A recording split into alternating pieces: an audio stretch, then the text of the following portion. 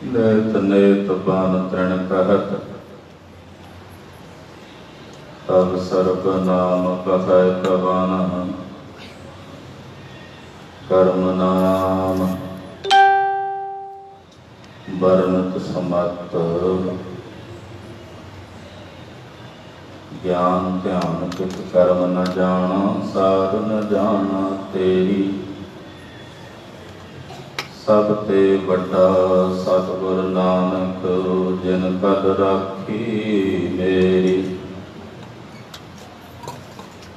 मैं मूर्ख की केतक बात है,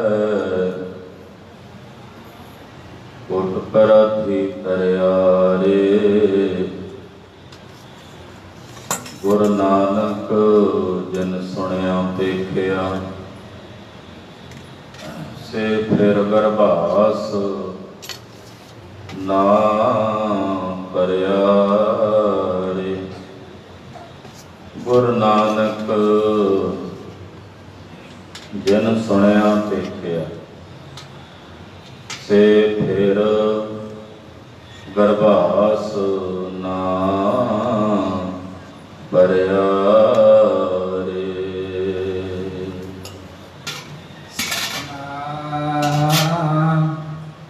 श्री वाहिगुरु साहिब जी। पाताला पाताल लख, आगास आगास, ओढ़क ओढ़क पाल थके, वेद कहन इक बात, सहस 18 कहन कतेबा, असगो इक तात, लिखा होए ता लिखिए, लिखै होए विनाश, नानक वड्डा आखिए, आपे जानै आप, नानक वड्डा आखिए, आपे जानै आप। वाहिगुरु जी का खालसा, वाहिगुरु जी की फतेह। जुगो जुग अटल सतगुरु श्री गुरु ग्रंथ साहिब जी महाराज जी की पावन पवित्र हजूरी, नौवें गुरुदेव जगत गुरु श्री गुरु तेग बहादुर साहब पातशाह के पावन पवित्र इतिहासक स्थान से सजे हुए रात्रि के दीवाना च एकत्र हुई, हाजरियां कर रही गुरु की साजी और नवाजी हुई। गुरु का खास रूप गुरु खालसा साध संगत जीओ, धनता दे पात्र हो। 9 रोज़ा समागम जो गुरमत समागम गुरु साहब की कृपा नाल इस स्थान से नौजवान वीरां वल्लों आरंभ कीते हैं, प्रारंभ कीते हैं। उन्हां समागमां दौरान चल रहे सतगुरां दी पावन जपजी साहिब की बाणी दे जाप, गुरमंत्र मूल मंत्र के अभ्यास, यही साडे जीवन का परमार्थ का खजाना है, जिहड़ा जिन्ना पल्ले बन जी उन्ना ही थोड़ा। ये जप तप का बेड़ा है, प्यार कर लवांगे तो भाव सागर तो लंघना सुखाला होगा। जे बेड़ा लंघ गया, बेड़ा बंध न सकियो बंधन की वेला, तो फिर जदों ये संसार समुंदर उछड़ेगा, यानी कि जीवन का अंतला समा होवेगा, उस वेले इस भाव सागर तो तरना दुखाड़ा होवेगा, औखा होवेगा। इस करके गुरसिख गुरमुख वध तो वध यतन करते हैं कि जिन्ना बेड़ा जप तप का बन लीए, तैयार कर लीए, पूंजी है, रास है, जिन्नी विहाज लीए उन्नी लाहे दी है। जपजी साहब के पाठ आप सारी संगत ने कीते हैं, मूल मंत्र का अभ्यास किया, गुर मंत्र का अभ्यास किया, नाल रोजाना ਗੁਰੂ ਨਾਨਕ ਪਾਤਸ਼ਾਹ ਦੀ ਅੰਮ੍ਰਿਤਮਈ ਬਾਣੀ ਦੇ ਸ੍ਰੀ ਜਪਜੀ ਸਾਹਿਬ ਦੇ ਜੋ ਵਿਖਿਆਨ ਹਨ, ਵਿਆਖਿਆ ਹੈ, ਉਹ ਵੀ ਨਾਲ ਨਾਲ ਆਪ ਜੀ ਸਰਵਣ ਕਰਦੇ ਹਨ। ਸ੍ਰੀ ਗੁਰੂ ਗ੍ਰੰਥ ਸਾਹਿਬ ਦਾ ਸੂਤਰ ਹੈ ਜਪਜੀ ਸਾਹਿਬ। ਸ੍ਰੀ ਗੁਰੂ ਗ੍ਰੰਥ ਸਾਹਿਬ ਦਾ ਸਾਰ ਹੈ, ਨਿਚੋੜ ਹੈ ਜਪਜੀ ਸਾਹਿਬ। ਸਾਰੀ ਵਿਆਖਿਆ ਗੁਰੂ ਗ੍ਰੰਥ ਸਾਹਿਬ ਜਪਜੀ ਸਾਹਿਬ ਦੀ। ਮਹਾਂਪੁਰਸ਼ ਏਦਾਂ ਦੱਸਦੇ ਨੇ, ਇੱਕ ਓੰਕਾਰ ਦੀ ਵਿਆਖਿਆ ਮੂਲ ਮੰਤਰ ਵਿੱਚ ਹੈ।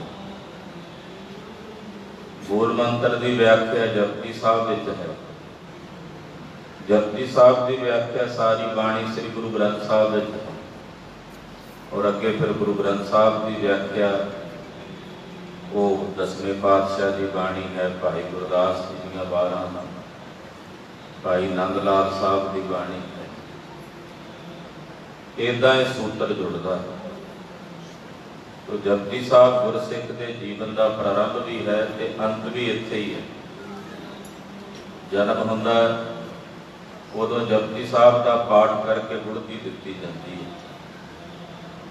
ਜਪਜੀ ਸਾਹਿਬ ਦਾ ਪਾਠ ਕਰਦੇ ਨਾ ਸਿੰਘ, ਜਿਨ੍ਹਾਂ ਨੂੰ ਮਰਿਆਦਾ ਦਾ ਪਤਾ ਹੈ, ਉਹ ਨਾਲ ਕਿਰਪਾਨ ਫੇਰਨੀ, ਨਾਲ ਜਪਜੀ ਸਾਹਿਬ ਦਾ ਪਾਠ ਕਰਕੇ ਬੱਚੇ ਨੂੰ ਉਹ ਕਿਰਪਾਨ ਦਾ ਜਗ ਜਪਜੀ ਸਾਹਿਬ ਦੀ ਗੁੜਤੀ ਦਿੱਤੀ ਜਾਂਦੀ।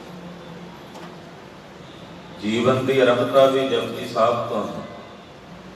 ਤੇ ਜਦੋਂ ਅੰਗੀਠਾ ਚਿਣਿਆ ਜਾਂਦਾ ਹੈ ਮੌਤ ਦੇ ਸਮੇਂ, ਸਰੀਰ ਅੰਗੀਠੇ ਤੇ ਰੱਖਿਆ ਹੁੰਦਾ, ਉਦੋਂ ਵੀ ਜਪਜੀ ਸਾਹਿਬ ਦਾ ਹੀ ਪਾਠ ਹੁੰਦਾ। ਇਸ ਕਰਕੇ ਜਨਮ ਤੇ ਮਰਨ ਦੇ ਵਿਚਕਾਰਲਾ ਜਿਹੜਾ ਸਮਾਂ ਹੈ, ਉਹ ਜ਼ਿੰਦਗੀ ਵੀ ਗੁਰਸਿੱਖ ਦੀ ਜਪਜੀ ਸਾਹਿਬ ਦੀ ਬਾਣੀ ਤੋਂ ਬਿਨਾਂ ਨਹੀਂ ਬੀਤਦੀ। ਰਹਿਤਨਾਮਿਆਂ ਦੇ ਬਚਨ ਨੇ, ਜਪਜੀ ਤੇ ਜਾਪ ਦੇ ਜਪੇ ਬਿਨਾਂ, ਜਪਜੀ ਸਾਹਿਬ ਤੇ ਜਾਪ ਸਾਹਿਬ ਪੜ੍ਹੇ ਬਿਨਾਂ ਪ੍ਰਸ਼ਾਦਾ ਛਕਣਾ ਉਹ ਇਸ ਤਰ੍ਹਾਂ ਹੈ ਜਿਵੇਂ ਗੰਦਗੀ ਨੂੰ ਪਖਣਾ, ਵਿਸ਼ਟਾ ਨੂੰ ਪਖਣਾ। ਇਸ ਕਰਕੇ ਗੁਰਸਿੱਖ ਜਪਜੀ ਤੇ ਜਾਪ ਦੋਨਾਂ ਦਾ ਨਿਤਨੇਮ ਕਰਦੇ ਹਨ। ਹੋਰ ਵੀ ਬਾਣੀਆਂ ਪੜ੍ਹਦੇ, ਪਰ ਜਪਜੀ ਜਾਪ ਤੋਂ ਬਿਨਾਂ ਆਪਣਾ ਦਿਨ ਬਤੀਤ ਨਹੀਂ ਕਰਦੇ। ਤੋ ਜਪਜੀ ਸਾਹਿਬ ਦੀ ਵਿਆਖਿਆ ਆਪ ਜੀ ਸਰਵਣ ਕਰ ਰਹੇ ਹੋ। 21 ਪੌੜੀਆਂ ਪਿੱਛੇ ਸੰਪੰਨ ਹੋਈਆਂ। ਜਗਤ ਗੁਰੂ ਗੁਰੂ ਨਾਨਕ ਸਾਹਿਬ ਜੀ 22ਵੀਂ ਪੌੜੀ ਪ੍ਰਾਰੰਭ ਕਰ ਰਹੇ ਨੇ। ਸਰਵਣ ਕਰਨ ਤੋਂ ਪਹਿਲਾਂ ਆਖੀਏ ਜੀ ਸਤਿਨਾਮ ਸ੍ਰੀ ਵਾਹਿਗੁਰੂ ਸਾਹਿਬ ਜੀ। ਸਤਿਨਾਮ ਸ੍ਰੀ ਵਾਹਿਗੁਰੂ ਸਾਹਿਬ ਜੀ। ਪਾਤਾਲਾ ਪਾਤਾਲ ਲੱਖ ਆਗਾਸ ਆਗਾਸ। ਕਹਿੰਦੇ ਲੱਖਾਂ ਹੀ ਪਤਾਲ ਨੇ ਤੇ ਲੱਖਾਂ ਹੀ ਆਕਾਸ਼। ਜਿਹੜਾ ਲੱਖ ਸ਼ਬਦ ਹੈ ਨਾ, ਉਹ ਦੋਵਾਂ ਪਾਸੇ ਜੁੜਦਾ। ਪਾਤਾਲਾਂ ਪਾਤਾਲ ਲੱਖ, ਫਿਰ ਲੱਖ ਆਗਾਸਾਂ ਆਗਾਸ, ਦੋਵਾਂ ਪਾਸੇ ਇਹਨੂੰ ਦੇਲੀ ਦੀਪਕ ਲਿਆਏਗੀ। ਦਰਵਾਜ਼ੇ ਦੇ ਵਿੱਚ ਦੀਵਾ ਰੱਖਦੇ, ਉਹਦੀ ਰੋਸ਼ਨੀ ਬਾਹਰ ਵੀ ਜਾਂਦੀ, ਅੰਦਰ ਵੀ ਆਉਂਦੀ ਕਮਰੇ ਦੇ। ਇਸੇ ਤਰ੍ਹਾਂ ਲੱਖ ਸ਼ਬਦ ਦੋਵਾਂ ਪਾਸੇ ਜੁੜੇ। ਮੰਨਿਆ ਜਾਂਦਾ ਸੀ ਬਹੁਤਿਆਂ ਵੱਲੋਂ ਵੀ 7 ਪਤਾਲ ਤੇ 7 ਆਕਾਸ਼, ਪਰ ਗੁਰੂ ਨਾਨਕ ਸਾਹਿਬ ਕਹਿੰਦੇ ਨਹੀਂ ਭਾਈ, ਲੱਖਾਂ ਹੀ ਪਤਾਲ ਤੇ ਲੱਖਾਂ ਹੀ ਆਕਾਸ਼ ਨੇ, ਗਿਣਤੀ ਮਿਣਤੀ ਨਹੀਂ ਹੈ। ਲੱਖ ਸ਼ਬਦ ਬਹੁਵਚਨ ਹੈ ਨਾ, ਇਹਦਾ ਮਤਲਬ ਗਿਣਤੀ ਨਹੀਂ। ਆਪਾਂ ਕਹਿੰਦੇ ਲੱਖਾਂ ਵੇਖੇ ਨੇ, ਲੱਖਾਂ ਦਾ ਮਤਲਬ ਹੁੰਦਾ ਬਹੁਤ, ਗਿਣਤੀ ਨਹੀਂ। ਗਿਣਤੀ ਨਹੀਂ ਕਿ ਤੁਸੀਂ ਪਤਾਲਾਂ ਦੇ ਥੱਲੇ ਜਾ ਕੇ ਵੇਖੋ ਵੀ ਸਭ ਦਾ ਅਖੀਰਲਾ ਪਤਾਲ ਲੱਭੀਏ, ਕਿਹੜਾ ਨਹੀਂ ਲੱਭਣਾ। ਆਕਾਸ਼ਾਂ ਤੇ ਚੜ੍ਹ ਕੇ ਵੇਖੀਏ ਕਿ ਸਭ ਤੋਂ ਅਖੀਰਲਾ ਆਕਾਸ਼ ਹੋਵੇਗਾ, ਕੋਈ ਉਹ ਨਹੀਂ ਲੱਭਣਾ। ਅੰਤ ਨਹੀਂ ਹੈ। ਪਰਮੇਸ਼ਰ ਦੀ ਇੱਕ ਕੁਦਰਤ ਹੈ, ਉਹਦੇ ਤੇ ਲੱਖਾਂ ਹੀ ਗਲੈਕਸੀਆਂ ਨੇ, ਲੱਖਾਂ ਹੀ ਪਤਾਲ ਨੇ, ਲੱਖਾਂ ਹੀ ਆਕਾਸ਼ ਹਨ। ਓੜਕ ਭਾਲ ਥਕੇ ਵੇਦ ਕਹਿਣ ਇੱਕ ਬਾਤ। ਉਹਦਾ ਅੰਤਲਾ ਵੇਖ, ਓੜਕ ਦਾ ਮਤਲਬ ਹੁੰਦਾ ਅੰਤਲਾ ਪਤਾਲ ਵੇਖਣ ਲਈ ਤੇ ਅੰਤਲਾ ਆਕਾਸ਼ ਵੇਖਣ ਲਈ। ਭਾਲ ਭਾਲ ਕੇ ਥੱਕ ਗਏ। ਸਾਰੇ ਵੇਦਾਂ ਨੇ, ਧਰਮ ਗ੍ਰੰਥਾਂ ਨੇ ਵੀ ਇਹੀ ਗੱਲ ਕਹੀ ਹੈ ਕਿ ਪਤਾਲ ਲੱਖਾਂ ਨੇ, ਆਕਾਸ਼ ਵੀ ਲੱਖਾਂ ਹਨ।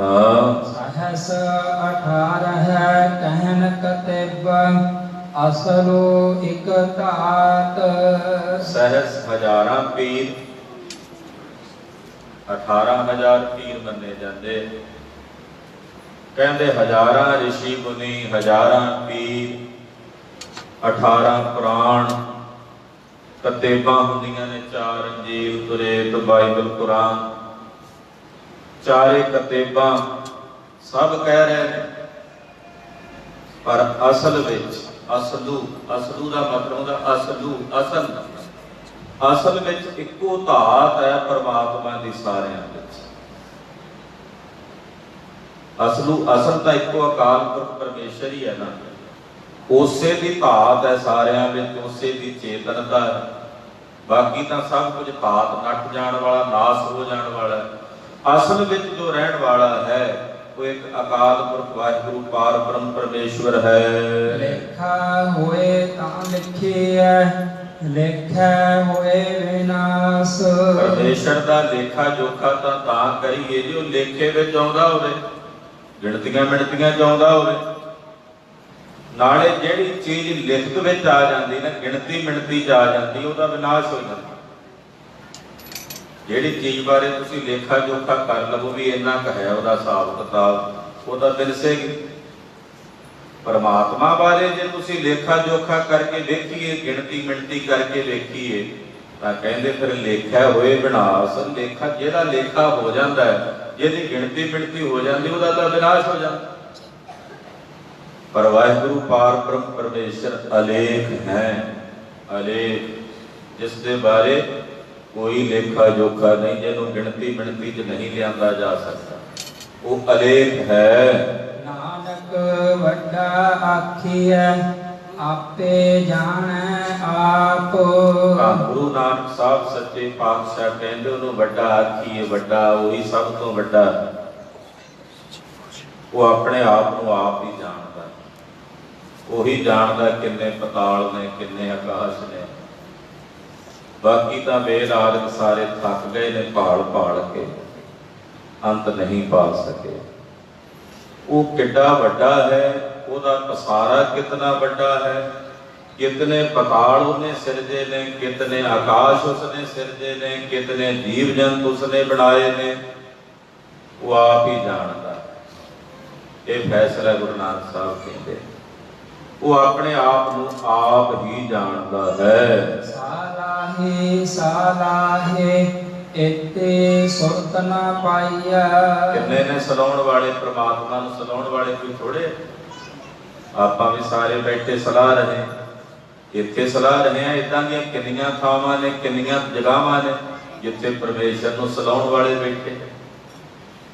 ਉਹਨੂੰ ਸਲਾਉਣ ਵਾਲੇ ਜਿਹੜੇ ਉਹਨੂੰ ਸਲਾਹ ਰਹੇ ਨੇ, ਉਸ ਦੀਆਂ ਸਿਫਤਾਂ ਕਰ ਰਹੇ ਨੇ, ਵਡਿਆਈ ਕਰ ਰਹੇ ਨੇ, ਉਹਨਾਂ ਨੂੰ ਵੀ ਇਤਨੀ ਸੁਰਤ ਨਹੀਂ, ਗਿਆਤ ਨਹੀਂ ਕਿ ਜਿਸ ਨੂੰ ਸਲਾਹ ਰਹੇ ਹੋ ਕਿੰਨਾ ਵੱਡਾ ਹੈ। ਫਿਰ ਕੋਈ ਆਖੇ ਜੇ ਉਹਨੂੰ ਸਲਾਹ ਕੇ ਉਹਦੀ ਸੁਰਤ ਹੀ ਨਹੀਂ ਆਉਂਦੀ, ਉਹਦਾ ਗਿਆਤ ਹੀ ਨਹੀਂ ਆਉਂਦਾ, ਤੇ ਫਿਰ ਉਹਨੂੰ ਸਲਾਉਣ ਦਾ ਫਾਇਦਾ ਕੀ ਹੈ? ਆਖੋ ਸਤਿਨਾਮ ਸ੍ਰੀ ਵਾਹਿਗੁਰੂ। ਸਾਨੂੰ ਕੋਈ ਪੁੱਛੇਗਾ ਨਾ, ਗੁਰੂ ਨਾਨਕ ਸਾਹਿਬ ਨੂੰ ਵੀ ਪੁੱਛਿਆ ਹੋਣਾ ਸਿੱਧਾ, ਕਿਉਂਕਿ ਜਪਜੀ ਸਾਹਿਬ ਦੀ ਬਾਣੀ ਸਿੱਧਾ ਨਾਲ ਮਹਾਰਾਜ ਜੀ ਦੀ ਗੋਸ਼ਟੀ ਹੋਈ ਕਿ ਜੇ ਉਹਨੂੰ ਸਲਾਉਣ ਵਾਲੇ ਉਹਦੀ ਸੁਰਤ ਹੀ ਨਹੀਂ ਜਾਣਦੇ, ਉਹਦੀ ਗਿਆਤ ਹੀ ਨਹੀਂ ਜਾਣਦੇ ਵੀ ਉਹ ਕਿੰਨਾ ਵੱਡਾ ਹੈ, ਤੇ ਫਿਰ ਉਹਨੂੰ ਸਲਾਉਣ ਦਾ ਫਾਇਦਾ ਕੀ ਹੈ? ਅਗਲੀ ਪੰਕਤੀ 'ਚ ਜਵਾਬ ਦਿੰਦੇ ਹਨ। ਨਦੀਆਂ ਅਤੈ ਵਾਹ ਪਵਹਿ ਸਮੁੰਦ ਨਾ ਜਾਣੀਐ। ਨਦੀਆਂ ਵਗਦੀਆਂ ਨੇ, ਵਾੜੇ, ਵਾੜੇ ਕਹਿੰਦੇ ਬਰਸਾਤੀ ਨਾਲਿਆਂ ਨੂੰ, ਉਹ ਵੀ ਵਗਦੇ ਨੇ। ਉਹ ਵਗ ਕੇ ਟੁਰਦੇ ਟੁਰਦੇ ਟੁਰਦੇ ਟੁਰਦੇ ਸਮੁੰਦਰ 'ਚ ਜਾ ਪਹੁੰਚਦੇ।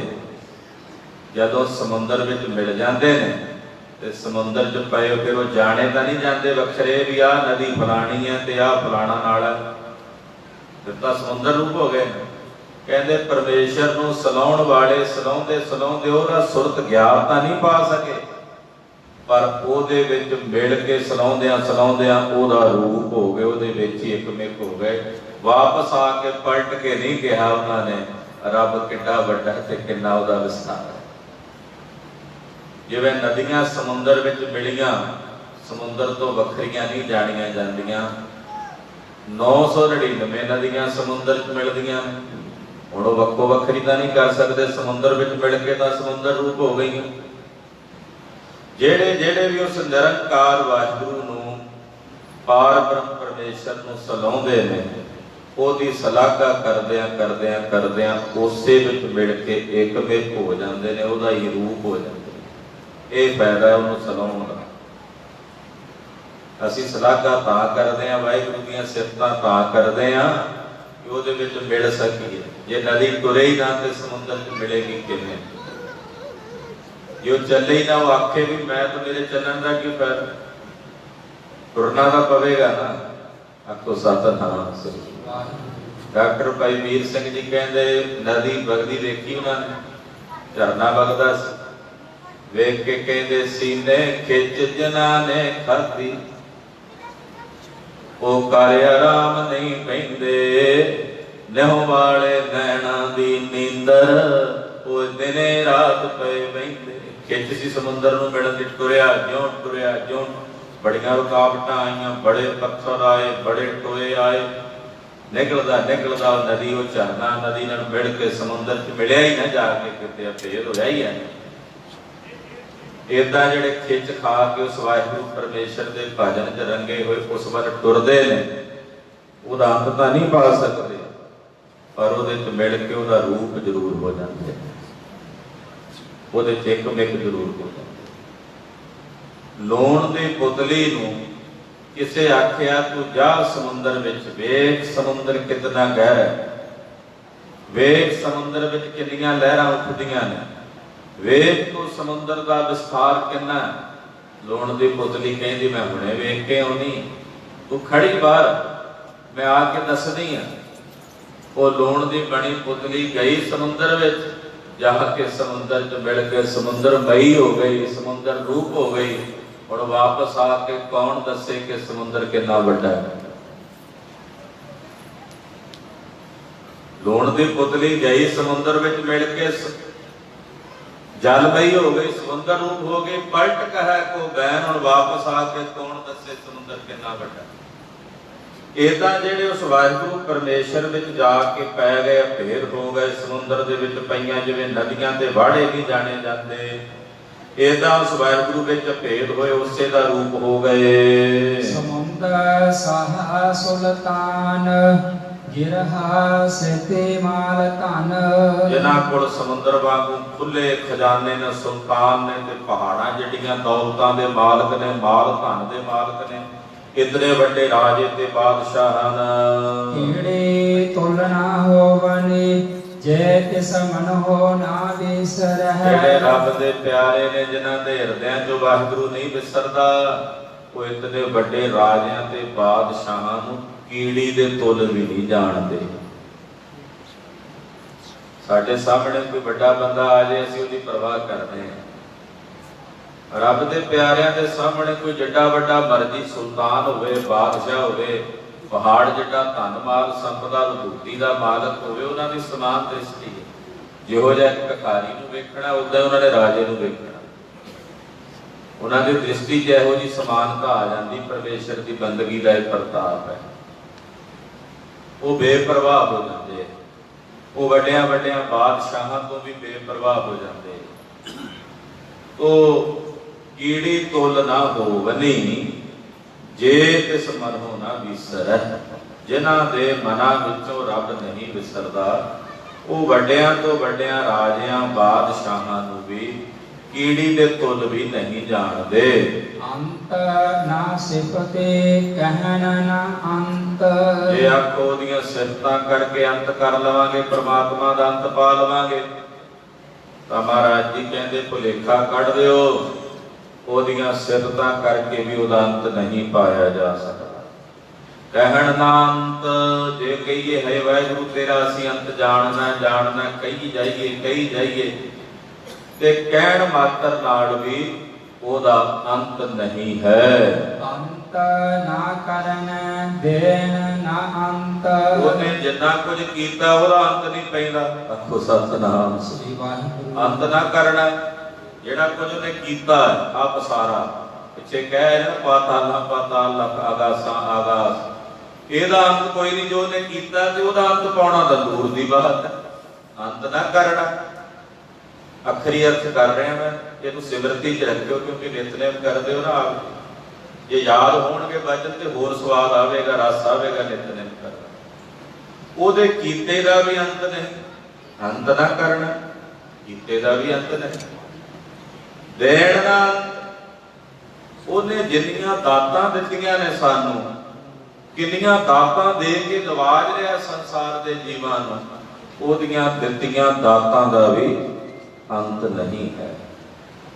ਸਾਡੇ ਜਨਮ ਤੋਂ ਲੈ ਕੇ ਜਿੰਨੀ ਸਾਡੀ ਜ਼ਿੰਦਗੀ ਹੋ ਗਈ, ਜਿੰਨਾ ਕੁਝ ਵਾਹਿਗੁਰੂ ਨੇ ਸਾਨੂੰ ਹੁਣ ਤਾਈਂ ਦਿੱਤਾ ਹੈ, ਕਿੰਨੇ ਸਵਾਸ ਦਿੱਤੇ ਨੇ, ਕਿੰਨਾ ਸਮਾਂ ਦਿੱਤਾ ਹੈ, ਕਿਤਨੇ ਸਾਡੇ ਸਰੀਰ ਦੇ ਵਿੱਚ ਵਾਹਿਗੁਰੂ ਪਰਮੇਸ਼ਰ ਨੇ ਦਾਤਾਂ ਹੀ ਨੇ ਨਾ, ਤਾਂ ਹੀ ਇਹ ਸਰੀਰ ਚੱਲ ਰਿਹਾ ਹੈ, ਪਹਿਨਣ ਨੂੰ, ਖਾਣ ਨੂੰ, ਰਹਿਣ ਨੂੰ। ਉਹਦੀ ਗਿਣਤੀ ਕਰ ਸਕਦੇ ਹੋ ਤੁਸੀਂ? ਨਹੀਂ ਕਰ ਸਕਦੇ। ਇੱਕ ਜਣੇ ਨੂੰ ਦਿੱਤਾ ਹੈ ਤਾਂ ਉਹ ਨਹੀਂ ਗਿਣਿਆ ਜਾ ਸਕਦਾ, ਅਰਬਾਂ ਖਰਬਾਂ ਜੀਵਾਂ ਨੂੰ ਦੇ ਰਿਹਾ, ਉਹਦੀਆਂ ਦਿੱਤੀਆਂ ਦਾਤਾਂ ਦਾ ਫਿਰ ਕਿੱਥੇ ਅੰਤ ਪੈ ਸਕਦਾ। ਇਸ ਕਰਕੇ ਕਹਿੰਦੇ ਦੇਣ ਦਾ ਵੀ, ਉਹਦੀਆਂ ਦਿੱਤੀਆਂ ਦਾਤਾਂ ਦਾ ਵੀ ਅੰਤ ਨਹੀਂ। ਅੰਤ ਨਾ ਵੇਖਣ ਸੁਣਨ ਨਾ ਅੰਤ। ਜੇ ਵੇਖ ਕੇ ਕਹੀਏ ਵੀ ਉਹਦਾ ਅੰਤ ਪਾ ਲਿਆ, ਆਪਾਂ ਕਹਿੰਦੇ ਮੈਂ ਫਲਾਣੀ ਥਾਂ ਵੇਖੀ ਹੈ, ਕਹਿੰਦੇ ਚੰਗੀ ਤਰ੍ਹਾਂ, ਕਹਿੰਦੇ ਕੋਨਾ ਕੋਨਾ ਵੇਖਿਆ, ਮੈਨੂੰ ਪਤਾ ਕਿੱਥੇ ਕੀ ਹੈ। ਜੇ ਪ੍ਰਮਾਤਮਾ ਨੂੰ ਵੇਖਣ ਲੱਗੀਏ ਤੇ ਵੇਖ ਵੇਖ ਕੇ ਵੀ ਉਹਦਾ ਅੰਤ ਨਹੀਂ, ਜੇ ਸੁਣਨ ਲੱਗੀਏ ਤੇ ਸੁਣ ਸੁਣ ਕੇ ਵੀ ਉਹਦਾ ਅੰਤ ਨਹੀਂ। ਅੰਤ ਨਾ ਜਾਪੈ ਕਿਆ ਮਨ ਮੰਤ। ਉਹਦੇ ਮਨ ਵਿੱਚ ਕੀ ਸਲਾਹ ਹੈ, ਪਰਮਾਤਮਾ ਦੇ ਮਨ 'ਚ ਕੀ ਸਲਾਹ ਹੈ, ਉਹਦਾ ਅੰਤ ਵੀ ਨਹੀਂ ਜਾਣਿਆ ਜਾਂਦਾ। ਉਹ ਕੀ ਸੋਚ ਰਿਹਾ, ਉਹ ਸਾਡੇ ਸਾਰਿਆਂ ਦੇ ਦਿਲਾਂ ਦੀਆਂ ਬੁੱਝ ਲੈਂਦਾ ਅਸੀਂ ਕੀ ਸੋਚਦੇ ਹਾਂ, ਪਰ ਉਹਦੇ ਮਨ 'ਚ ਕੀ ਹੈ ਇਹ ਅਸੀਂ ਨਹੀਂ ਜਾਣਦੇ, ਇਹ ਸਾਨੂੰ ਨਹੀਂ ਪਤਾ। ਕਿਆ ਮਨ ਮੰਤ, ਉਹਦੇ ਮਨ ਦੇ ਵਿੱਚ ਕੀ, ਮੰਤ ਦਾ ਮਤਲਬ ਦਾ ਸਲਾਹ, ਮੰਤ ਸਲਾਹ ਨੂੰ ਕਹਿੰਦੇ, ਤਦੇ ਤੇ ਮੰਤਰੀ ਸ਼ਬਦ ਬਣਿਆ ਨਾ, ਮੰਤ ਤੋਂ ਹੀ ਮੰਤਰੀ ਬਣਿਆ, ਜਿਹੜਾ ਸਲਾਹਕਾਰ ਹੋਵੇ ਉਹਨੂੰ ਕਹਿੰਦੇ ਮੰਤਰੀ। ਮੰਤ ਦਾ ਮਤਲਬ ਹੁੰਦਾ ਸਲਾਹ, ਉਹਦੇ ਮਨ ਵਿੱਚ ਕੀ ਸਲਾਹ ਹੈ ਉਹਦੀ, ਉਹਦਾ ਵੀ ਅੰਤ ਨਹੀਂ ਜਾਪਦਾ। ਜਾਪੈ ਦਾ ਮਤਲਬ ਨਹੀਂ ਜਾਣਿਆ ਜਾਂਦਾ, ਨਹੀਂ ਪਤਾ ਲੱਗਦਾ। ਅੰਤ ਨਾ ਜਾਪੈ ਕੀਤਾ ਆਕਾਰ। ਆਹ ਜਿਹੜਾ ਆਕਾਰ ਕੀਤਾ ਹੋਇਆ, ਜਿਤਨਾ ਵੀ ਇਹ ਪਸਾਰ ਹੈ, ਇਹਦਾ ਵੀ ਅੰਤ ਨਹੀਂ ਜਾਣਿਆ। ਜਾਪੈ ਦਾ ਅਰਥ ਹੋਵੇਗਾ ਜਾਣਨਾ, ਇਹਦਾ ਵੀ ਅੰਤ ਨਹੀਂ ਹੈ, ਇਹਦੇ ਬਾਰੇ ਵੀ ਨਹੀਂ ਜਾਣਿਆ ਜਾ ਸਕਦਾ ਕਿ ਉਹਦਾ ਇਹ ਆਕਾਰ ਜਿਹੜਾ ਇਹ ਕੀਤਾ ਹੋਇਆ ਸਾਰਾ, ਇਹ ਕਿੰਨਾ ਕੁ ਕੀਤਾ ਪਸਾਓ। ਪਿੱਛੇ ਬਚਨ ਆਏ ਨੇ, ਕੀਤਾ ਪਸਾਓ ਏਕੋ ਗਵਾਓ, ਦਿਸਤੇ ਹੋਏ ਲਖ ਦਰਿਆਓ, ਕੁਦਰਤ ਕਵਣ ਕਹਾ ਵਿਚਾਰ, ਵਾਰਿਆ ਨਾ ਜਾਵਾ ਏਕ ਵਾਰ, ਜੋ ਤੁਧ ਭਾਵੈ ਸਾਈ ਭਲੀਕਾਰ, ਤੁਮ ਸਦਾ ਸਲਾਮਤ ਨਿਰੰਕਾਰ, ਤੂੰ ਸਦਾ ਸਲਾਮਤ ਨਿਰੰਕਾਰ। ਉਹਦੇ ਇਸ ਬਣਾਏ ਹੋਏ ਆਕਾਰ ਦਾ ਵੀ ਅੰਤ ਨਹੀਂ ਜਾਣਿਆ ਜਾਂਦਾ। ਅੰਤ ਨਾ ਜਾਪੈ ਪਾਰਵਾਰ। ਉਹਦਾ ਅੰਤ ਨਹੀਂ ਜਾਣਿਆ ਜਾਂਦਾ, ਨਾ ਉਰਲੇ ਪਾਸੇ ਦਾ, ਨਾ ਪਾਰਾਵਾਰ ਦਾ, ਮਤਲਬ ਉਰਾਰ ਪਾਰ, ਨਾ ਤਾਂ ਇਧਰਲਾ ਕਿਨਾਰਾ ਪਤਾ ਲੱਗਦਾ ਉਹਦਾ, ਨਾ ਪਾਰਲੇ ਕਿਨਾਰੇ ਦਾ ਪਤਾ ਲੱਗਦਾ। ਬੇਅੰਤ ਹੈ ਨਾ। ਅਸੀਂ ਕਿਸੇ ਦਰਿਆ ਦੇ ਕੰਢੇ ਤੇ ਖਲੋਈਏ, ਸਮੁੰਦਰ ਦੇ ਕੰਢੇ ਤੇ ਖਲੋ ਜੋ, ਪਾਰਲਾ ਕਿਨਾਰਾ ਨਹੀਂ ਦਿਸਦਾ, ਉਰਲੇ ਤੇ ਤਾਂ ਖਲੋਤੇ ਆ, ਪਰ ਪਾਰਲਾ ਵੀ ਕਿਤੇ ਨਾ ਕਿਤੇ ਤਾਂ ਪਹੁੰਚਦਾ ਹੀ ਹੈ ਨਾ। ਵਾਹਿਗੁਰੂ ਪਾਰ ਬ੍ਰਹਮ ਪਰਮੇਸ਼ਰ ਦਾ ਨਾ ਉਰਾਰ ਹੈ ਜਾਣਿਆ ਜਾ ਸਕਦਾ, ਨਾ ਪਾਰ ਜਾਣਿਆ ਜਾ ਸਕਦਾ। ਇਸ ਕਰਕੇ ਕਹਿੰਦੇ ਆ ਕਿ ਉਸ ਵਾਹਿਗੁਰੂ ਪਰਮੇਸ਼ਰ ਦਾ ਪਾਰਾਵਾਰ, ਉਹਦਾ ਵੀ ਅੰਤ ਨਹੀਂ ਹੈ। ਅੰਤ ਕਾਰਨ ਕਿਤੇ ਬਿਰਲਾਹੇ। ਕਿਤਨੇ ਨੇ ਬਿਰਲਾਪ ਕਰ ਕਰਕੇ ਥੱਪ ਗਏ ਵੀ ਉਹਦਾ ਅੰਤ ਪਾਉਣਾ ਸੀ। ਉਹ ਕਹਿੰਦੇ ਵੇਖਣਾ ਰੱਬ, ਵੇਖਦੇ ਆ ਕਿੱਡਾ ਕੁ ਵੱਡਾ, ਕਿੰਨਾ ਕੁ ਉਹਦਾ ਵਿਸਥਾਰ ਹੈ, ਕੀ ਕਰਦਾ। ਉਹ ਕਹਿੰਦੇ ਅਸੀਂ ਰੱਬ ਦੀਆਂ ਜਿਹੜੀਆਂ ਗੁੰਝਲਦਾਰ ਬੁਝਾਰਤਾਂ ਨੇ ਖੋਲਣੀਆਂ, ਜਦੋਂ ਨਾ ਖੋਲ ਸਕੇ ਤੇ ਫਿਰ ਉਹਨਾਂ ਨੇ ਪਤਾ ਕੀ ਆਖਿਆ? ਉਹ ਕਹਿੰਦੇ ਰੱਬ ਇੱਕ ਗੁੰਝਲਦਾਰ ਬੁਝਾਰਤ, ਰੱਬ ਇੱਕ ਗੋਰਖ ਧੰਦਾ, ਖੋਲਣ ਲੱਗਿਆ ਪੇਚ ਉਸ ਦੇ ਕਾਫਰ ਹੋ ਜਾਏ ਬੰਦਾ। ਇਹ ਗੱਲ ਕਾਮਰੇਡਾਂ ਨੇ ਲਿਖੀ, ਨਾਸਤਕਾਂ ਨੇ ਲਿਖੀ। ਉਹ ਕਹਿੰਦੇ ਰੱਬ ਤਾਂ ਬੁਝਾਰਤ ਹੀ ਹੈ ਜੀ, ਜੇ ਕੋਈ ਖੋਲਣ ਲੱਗੇ ਤੇ ਕਾਫਰ ਹੋ ਜਾਏ। ਗੋਰਖ ਧੰਦਾ ਹੈ ਜੀ ਰੱਬ ਤਾਂ, ਗੋਰਖ ਧੰਦਾ ਹੈ ਹੀ ਨਹੀਂ ਜੀ ਰੱਬ। ਉਹ ਜਿਹੜੇ ਅੰਤ ਪਾਉਣ ਤੋਂ ਟੁਰੇ ਉਹਨਾਂ ਨੂੰ ਇਹੀ ਕਹਿਣਾ ਪਿਆ ਵੀ ਹੈ ਹੀ ਨਹੀਂ। ਅੰਤ ਕਾਰਨ ਕੀਤੇ ਬਿਲ ਲਾਹੇ, ਪਤਾ ਨਹੀਂ ਕਿੰਨੇ ਕਿੰਨੇ ਉਸ ਵਾਹਿਗੁਰੂ ਦਾ ਅੰਤ ਪਾਉਣ ਵਾਸਤੇ ਪ੍ਰਲਾਪ ਕਰਦੇ ਹਨ। ਤਾਕੇ ਅੰਤ ਨਾ ਪਾਏ ਜਾਹੇ, ਪਰ ਉਸ ਵਾਹਿਗੁਰੂ ਦਾ, ਪਾਰ ਬ੍ਰਹਮ ਪਰਮੇਸ਼ਰ ਦਾ ਅੰਤ ਨਹੀਂ ਪਾਇਆ ਜਾ ਸਕਦਾ। ਇਹੋ ਅੰਤ ਨਾ ਜਾਣੈ ਕੋਈ। ਇਹ ਭਾਈ ਉਹਦਾ ਇਹ ਜਿਹੜਾ ਅੰਤ ਹੈ ਜਾਣਿਆ ਨਹੀਂ ਜਾ ਸਕਦਾ, ਕੋਈ ਨਹੀਂ ਜਾਣ ਸਕਦਾ। ਬਹੁਤਾ ਕਹੀਐ ਬਹੁਤਾ ਹੋਏ, ਜਿੰਨਾ ਬਹੁਤਾ ਕਹੀਏ ਹੋਰ ਬਹੁਤਾ ਹੋ ਜਾਂਦਾ। ਆਖੋ ਸਤਿਨਾਮ। ਉਹਨੂੰ ਜਿੰਨਾ ਬਹੁਤਾ ਕਹਿ ਕੇ ਸਲਾਹਾਂਗੇ ਹੋਰ ਬਹੁਤਾ ਹੋਰ ਅੱਗੇ ਹੋ ਜਾਂਦਾ। ਆ ਜਦੋਂ ਅਸੀਂ ਗੁਰਬਾਣੀ ਦੀ ਕਥਾ ਕਰਦੇ ਹਾਂ, ਕੋਈ ਪੰਕਤੀ ਦੀ ਕਥਾ ਕਰਕੇ ਸੋਚੀਦਾ ਬਸ ਹੁਣੇ ਪਕੜ ਚ ਆ ਗਈ। ਜਦੋਂ ਆਜ ਇਹ ਸੋਚਦੇ ਆ ਵੀ ਹੁਣ ਆ ਗਈ ਪਕੜ ਚ, ਹੋਰ ਅੱਗੇ ਚਲੀ ਜਾਂਦੀ। ਫਿਰ ਕਹਿੰਦੇ ਹੁਣ ਆ ਗਈ ਪਕੜ ਚ, ਹੋਰ ਅੱਗੇ ਚਲੀ ਜਾਂਦੀ। ਜਿੰਨਾ ਬਹੁਤਾ ਕਹੀਏ ਉਸ ਵਾਹਿਗੁਰੂ ਅੱਗੇ ਪਰਮੇਸ਼ਰ ਨੂੰ, ਉਹ ਕਹਿੰਦੇ ਹੋਰ ਬਹੁਤਾ ਹੋ ਜਾਂਦਾ, ਹੋਰ ਪਰੇ ਹੋ ਜਾਂਦਾ। ਹਾਂਜੀ। ਵੱਡਾ ਸਾਹਿਬ ਉੱਚਾ ਥਾਉ, ਉਹ ਸਾਹਿਬ ਵੱਡਾ ਹੈ ਔਰ ਉਹਦਾ ਥਾਂ ਉੱਚਾ ਹੈ। ਕਿਤਨਾ ਉੱਚਾ? ਹਾਂਜੀ। ਉੱਚੇ ਉੱਪਰ ਉੱਚਾ ਨਾਉ, ਉਹ ਉੱਚਾ ਹੈ, ਉੱਚੇ ਤੋਂ ਵੀ ਉਹਦਾ ਨਾਮ ਉੱਚਾ ਹੈ। ਉੱਚਾ ਹੈ, ਉੱਚੇ ਤੋਂ ਵੀ ਉਹਦਾ ਨਾਮ ਉੱਚਾ ਹੈ। ਇਹ ਵੱਡ ਉੱਚਾ ਹੋਵੇ ਕੋਈ, ਕਹਿੰਦੇ ਕੋਈ ਏਡਾ ਵੱਡਾ ਹੋਵੇ ਜਿੱਡਾ ਵੱਡਾ ਰੱਬ ਹੈ, ਜਿੱਡਾ ਵੱਡਾ ਉਹ ਪਰਮੇਸ਼ਰ ਹੈ, ਕੋਈ ਏਡਾ ਵੱਡਾ ਹੋ ਸਕਦਾ? ਕਹਿੰਦੇ ਇੰਨਾ ਵੱਡਾ ਜੇ ਕੋਈ ਹੋਵੇ, ਇਸ ਉੱਚੇ ਪਾਉ ਜਾਣੈ ਸੋਏ। ਉਹ ਉੱਚੇ ਨੂੰ ਹੀ ਜਾਣ ਸਕਦਾ ਨਾ। ਆ ਉੱਪਰ ਛੱਤ ਤੇ ਕੀ ਹੈ? ਉੱਚੀ ਹੈ ਨਾ। ਇਹ ਅਸੀਂ ਵੇਖਣੀ ਹੋਵੇ ਕੀ ਕਰਨਾ ਪਏਗਾ? ਇਹਦੇ ਉੱਤੇ ਜਾਣਾ ਪਏਗਾ, ਤਦੇ ਵੇਖਾਂਗੇ। ਇਹਦੇ ਉੱਤੇ ਜਾਵਾਂਗੇ ਤਾਂ ਹੀ ਵੇਖਾਂਗੇ ਨਾ ਵੀ ਛੱਤ ਤੇ ਕੀ ਆ, ਬਿਲਡਿੰਗ ਦੀ ਉਚਾਈ ਦੇ ਉੱਤੇ ਕੀ ਆ, ਤਾਂ ਉੱਤੇ ਕੀ ਪਿਆ ਹੋਇਆ। ਉਹਨਾਂ ਉੱਚਾ ਹੋਣਾ ਪਏਗਾ ਨਾ, ਉੱਤੇ ਜਾਣਾ ਪਵੇਗਾ। ਪਰਮਾਤਮਾ ਜਿੱਡਾ ਉੱਚਾ ਹੈ, ਜਿੰਨਾ ਵੱਡਾ, ਉਹਦੇ ਤੋਂ ਉੱਚਾ ਕਿਹੜਾ ਹੋਵੇਗਾ? ਉਹਦੇ ਤੋਂ ਕੋਈ ਉੱਚਾ ਹੋਵੇ ਉਹ ਜਾਣੇ ਕਿ ਉਹ ਕਿੰਨਾ ਉੱਚਾ ਹੈ। ਹਾਂਜੀ। ਜੇ ਵੱਡ ਆਪ ਜਾਣੈ ਆਪ ਆਪ, ਕਹਿਣ ਦਾ ਮਤਲਬ ਹੈ ਨਹੀਂ ਜਾਣਿਆ ਜਾ ਸਕਦਾ ਵੀ ਉਹ ਕਿੰਨਾ ਉੱਚਾ ਹੈ ਤੇ ਕਿੰਨਾ ਕੁ ਵੱਡਾ ਤੇ ਕਿੰਨਾ ਕੁ ਬੇਅੰਤ ਹੈ। ਕਹਿੰਦੇ ਫਿਰ ਕੌਣ ਜਾਣਦਾ? ਕਹਿੰਦੇ ਜਿੱਡਾ ਵੱਡਾ ਉਹ ਆਪ ਹੈ, ਉਹ ਆਪ ਹੀ ਜਾਣਦਾ। ਜੇ ਵਡਿਆਪ ਜਾਣੈ ਆਪ ਆਪ, ਜਿੱਡਾ ਵੱਡਾ ਉਹ ਆਪ ਹੈ, ਆਪਣੇ ਆਪ ਨੂੰ ਆਪ ਹੀ ਜਾਣਦਾ। ਤੇ ਏਦਾਂ ਵੀ ਅਰਥ ਹੈ ਇਹਦੇ ਰੂਪ ਕਰਕੇ ਕਿ ਜਿੱਡਾ ਵੱਡਾ ਉਹ ਆਪ ਹੈ, ਜਿਹੜਾ ਉਹਦੇ ਵਿੱਚ ਮਿਲ ਗਿਆ ਮਹਾਂਪੁਰਸ਼ ਮਹਾਤਮਾ, ਉਹਦੇ ਵਿੱਚ ਮਿਲ ਗਏ ਗੁਰੂ ਅੰਗਦ ਸਾਹਿਬ, ਗੁਰੂ ਨਾਨਕ ਸਾਹਿਬ ਵਿੱਚ, ਤੇ ਮਿਲ ਕੇ ਉਹਨਾਂ ਨੇ ਜਾਣ ਲਿਆ ਗੁਰੂ ਨਾਨਕ ਸਾਹਿਬ ਕੀ। ਉਹਨਾਂ ਵਿੱਚ ਮਿਲ ਗਏ ਨਾ, ਉਹਨਾਂ ਨੇ ਜਾਣ ਲਿਆ ਵੀ ਉਹ ਕੀ, ਪਰ ਦੱਸ ਨਹੀਂ ਸਕਣਾ, ਕਹਿ ਨਹੀਂ ਸਕਣਾ। ਇਸ ਕਰਕੇ ਕਹਿੰਦੇ ਜਿੱਡਾ ਵੱਡਾ ਉਹ ਆਪ ਹੈ, ਉਹ ਆਪ ਹੀ ਜਾਣਦਾ। ਨਾਨਕ ਨਦਰੀ ਕਰਮੇ ਦਾਤ, ਗੁਰੂ ਨਾਨਕ ਸਾਹਿਬ ਕਹਿੰਦੇ ਜਦੋਂ ਨਦਰੀ ਵਾਹਿਗੁਰੂ ਪਾਰ ਬ੍ਰਹਮ ਪਰਮੇਸ਼ਰ ਆਪਣੀ ਬਖਸ਼ਿਸ਼ ਕਰਦਾ ਹੈ, ਉਹਦੀ ਬਖਸ਼ਿਸ਼ ਨਾਲ ਹੀ ਉਹਦੀ ਇਹ ਦਾਤ ਪ੍ਰਾਪਤ ਹੁੰਦੀ ਹੈ। ਬਹੁਤਾ ਕਰਮ ਲਿਖਿਆ ਨਾ ਜਾਏ, ਪਰਮੇਸ਼ਰ ਦਾ ਕਰਮ ਬਹੁਤਾ, ਉਹਦੀ ਜਿਹੜੀ ਬਖਸ਼ਿਸ਼ ਹੈ, ਉਹਦੇ ਜਿਹੜੇ ਕਰਮ ਨੇ, ਉਹਦੀਆਂ ਜਿਹੜੀਆਂ ਰਹਿਮਤਾਂ ਨੇ, ਉਹਦੀਆਂ ਜਿਹੜੀਆਂ ਬਰਕਤਾਂ ਨੇ, ਕਿੰਨੀਆਂ ਕੁ ਬਰਕਤਾਂ ਕਰਦਾ, ਉਹ ਲਿਖੀਆਂ ਨਹੀਂ ਜਾ ਸਕਦੀਆਂ, ਉਹ ਗਿਣੀਆਂ ਮਿਣੀਆਂ ਨਹੀਂ ਜਾ ਸਕਦੀਆਂ। ਵੱਡਾ ਦਾਤਾ ਦਿਲ ਨਾ ਤਮਾਰੇ, ਕਿੰਨਾ ਵੱਡਾ ਦਾਤਾ ਹੈ, ਉਹ ਇੰਨੀਆਂ ਦਾਤਾਂ ਦਿੰਦਾ, ਬਦਲੇ ਚ ਸਾਡੇ ਕੋਲ ਤਮਾ ਰੱਖਦਾ ਵੀ ਤੂੰ ਆ ਮੈਨੂੰ ਦੇ ਦੇ। ਕਿਸੇ ਕੋਲੋਂ ਤਿਲ ਮਾਤਰ ਵੀ ਤਮਾ ਨਹੀਂ ਰੱਖਦਾ। ਅਸੀਂ ਕਿਸੇ ਨੂੰ ਕੁਝ ਦਾਨ ਵੀ ਦਿੰਦੇ ਆ ਨਾ, ਕਹਿੰਦੇ ਆ ਯਾਰ ਇਹ ਕਿਹੋ ਜਿਹਾ ਬੰਦਾ, ਇਹਨੇ ਥੈਂਕ ਯੂ ਵੀ ਨਹੀਂ ਕਿਹਾ, ਧੰਨਵਾਦ ਵੀ ਨਹੀਂ ਕੀਤਾ, ਬਦਲੇ ਚ ਧੰਨਵਾਦ ਦੀ ਵੀ ਕਾਂਖਾ ਰੱਖਦੇ। ਯਾਰੇ ਬੰਦੇ ਅਹਿਸਾਨ ਫਰਾਮੋਸ਼ ਨੇ, ਇਹਨਾਂ ਤੇ ਅਹਿਸਾਨ ਕੀਤਾ, ਇਹਨੂੰ ਅਸੀਂ ਆਹ ਚੀਜ਼ ਦਿੱਤੀ, ਇਹਨਾਂ ਨੇ ਸ਼ੁਕਰ ਵੀ ਨਹੀਂ ਕੀਤਾ। ਪਾਰ ਬ੍ਰਹਮ ਪਰਮੇਸ਼ਰ ਕਿੱਡਾ ਵੱਡਾ ਦਾਤਾ, ਆਖੋ ਸਤਿਨਾਮ ਸ੍ਰੀ ਵਾਹਿਗੁਰੂ। ਇੰਨੀਆਂ ਦਾਤਾਂ ਦੇ ਕੇ ਵੀ ਸਾਡੇ ਕੋਲੋਂ ਬਦਲੇ ਚ ਤਮਾ ਨਹੀਂ ਰੱਖਦਾ ਵੀ ਬੰਦਿਆਂ ਨੂੰ ਬਦਲੇ ਚ ਮੈਨੂੰ ਆਹ ਕੁਝ ਦੇ ਦੇ।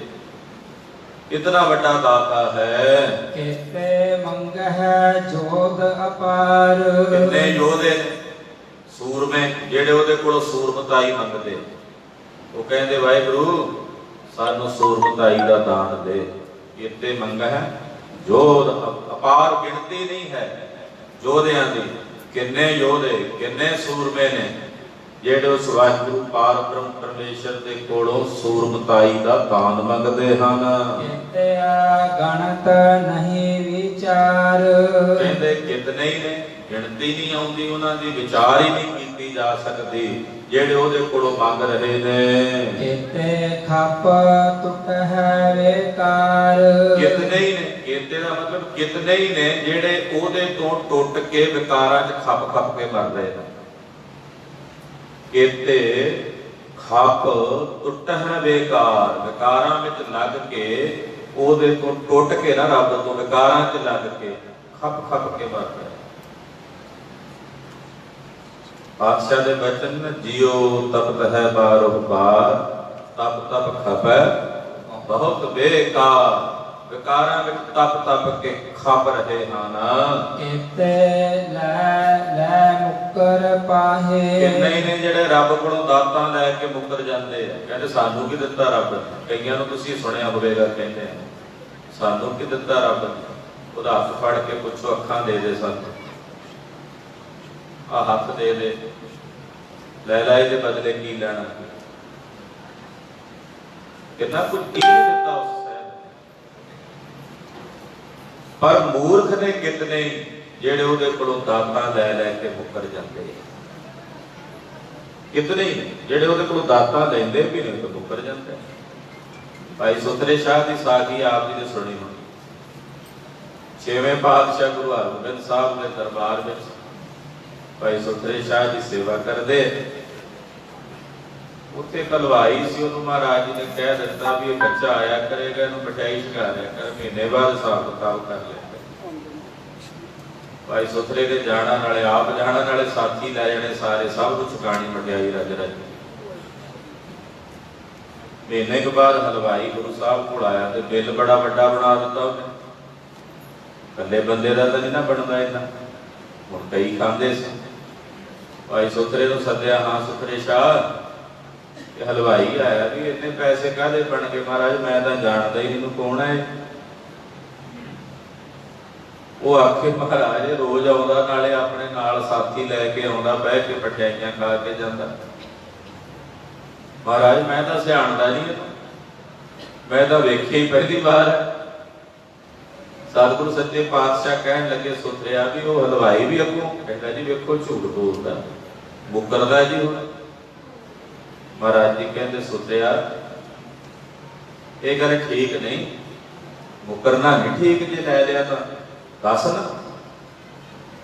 ਮਹਾਰਾਜ ਜੀ ਤੁਹਾਡੇ ਤਾਂ ਇੱਥੇ ਰੋਜ਼ ਕਹਿੰਦੇ, ਮੈਂ ਤਾਂ ਉਹ ਗੱਲ ਪੱਲੇ ਬੰਨੀ ਆਪਣੀ। ਕਹਿੰਦੇ ਮਹਾਰਾਜ ਜੀ ਕਹਿੰਦੇ ਸਾਡੇ ਇੱਥੇ ਕੀ ਕਹਿ ਹੁੰਦਾ, ਕਹਿੰਦੇ ਰੋਜ਼ ਸਵੇਰੇ ਵੀ ਪੜ੍ਹਦੇ ਹੁੰਦੇ ਨੇ ਸਿੱਖ, ਕਿਤੇ ਲੈ ਲੈ ਮੁਕਰ ਪਾਏ। ਕਿੰਨੇ ਨੇ ਜਿਹੜੇ ਲੈ ਲੈ ਕੇ ਮੁਕਰ ਜਾਂਦੇ। ਮਹਾਰਾਜ ਮੈਂ ਵੀ ਮੁਕਰ ਗਿਆ ਹੁਣ। ਮਹਾਰਾਜ ਜੀ ਕਹਿੰਦੇ ਸੁਥਰਿਆ ਅਗਲੀ ਪੰਕਤੀ ਨਹੀਂ ਪੜ੍ਹਨੀ।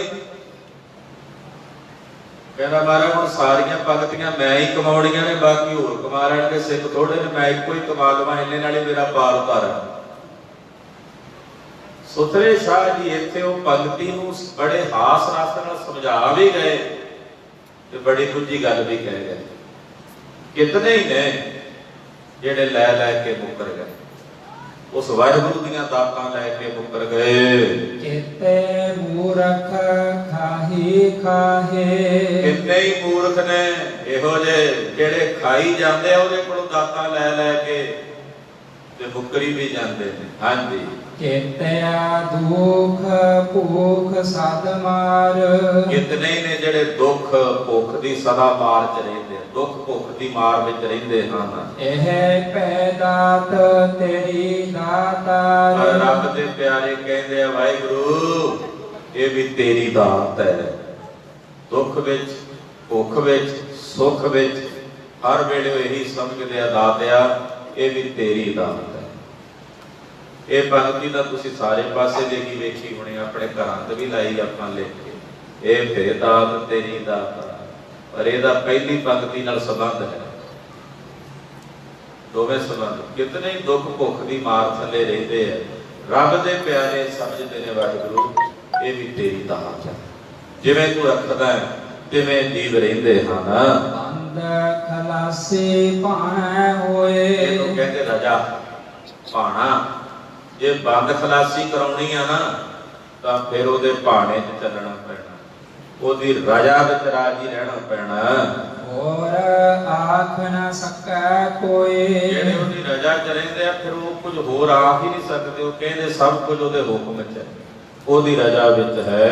ਜੇ ਕੋ ਖਾਇਕ ਆਖਣ ਪਾਏ। ਜੇ ਕੋਈ ਖਾਇਕ ਦਾ ਇੱਥੇ ਅਰਥ ਹੈ ਮੂਰਖ। ਜੇ ਕੋਈ ਮੂਰਖ ਆਖੇ ਵੀ ਮੈਂ ਉਹਦਾ ਅੰਤ ਜਾਣਦਾ, ਮੈਨੂੰ ਪਤਾ ਉਹਦੇ ਬਾਰੇ, ਏਦਾਂ ਕਹਿਣ ਲੱਗ ਪਵੇ, ਕੋਈ ਮੂਰਖ ਹੀ ਕਹੇਗਾ ਨਾ। ਤੇ ਕਹਿੰਦੇ ਜੇ ਕੋਈ ਖਾਇਕ ਮੂਰਖ ਉਸ ਵਾਹਿਗੁਰੂ ਪਾਰਬ੍ਰਹਮ ਪਰਮੇਸ਼ਰ ਦੇ ਬਾਰੇ ਕਹੇ ਵੀ ਮੈਂ ਜਾਣਦਾ ਹਾਂ, ਉਹ ਜਾਣ ਜਿਤਿਆ ਮੋਹਿ ਖਾਏ। ਕਹਿੰਦੇ ਫਿਰ ਉਹੀ ਜਾਣਦਾ ਵੀ ਅੱਗੇ ਕਿਵੇਂ ਜੰਮਾਂ ਦੀਆਂ ਮਾਰਾਂ ਉਹਨੂੰ ਆਪਣੇ ਮੂੰਹ ਤੇ ਖਾਣੀਆਂ ਪੈਂਦੀਆਂ। ਇਹੋ ਜਿਹੇ ਮੂਰਖਾਂ ਜਿਹਦੀਆਂ ਮੂੰਹ ਤੇ ਚੋਟਾਂ ਖਾਣੀਆਂ ਪੈਂਦੀਆਂ, ਮਾਰ ਖਾਣੀ ਪੈਂਦੀ ਹੈ, ਕਹਿੰਦੇ ਫਿਰ ਉਹ ਵੀ ਉਹਨੂੰ ਹੀ ਜਾਣਨਾ ਪਵੇਗਾ।